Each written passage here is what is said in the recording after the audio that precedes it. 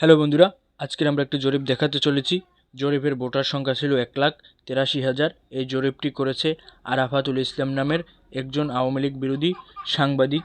আগামী নির্বাচনে কোন দল কতটা ভোট পেতে পারে, এখানে অপশন ছিল, রাজনৈতিক দল ছিল 5টি, মতামত ছিল 60টি।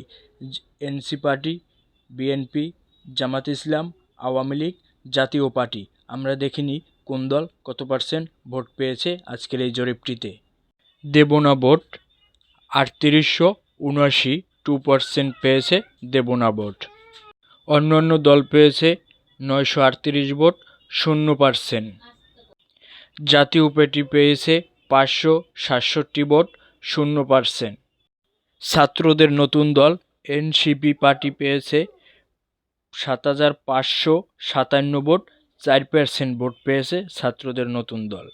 জামাত ইসলাম পেয়েছে 17,502 ভোট, 9% ভোট পেয়েছে জামাত ইসলাম 1,83,000 ভোটারের ভিতরে। বিএনপি পেয়েছে 10,602 ভোট, 5%।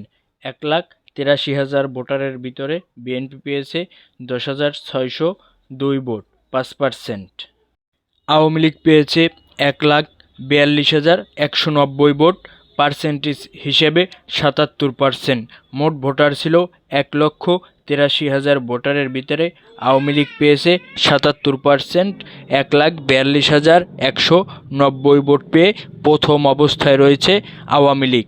দিন যত এগোচ্ছে আওয়ামী লীগের ভোট তত বাড়তে শুরু করেছে, যার প্রমাণ আমরা দেখতে পাচ্ছি বিভিন্ন অনলাইন ভিত্তিক জরিপগুলোতে।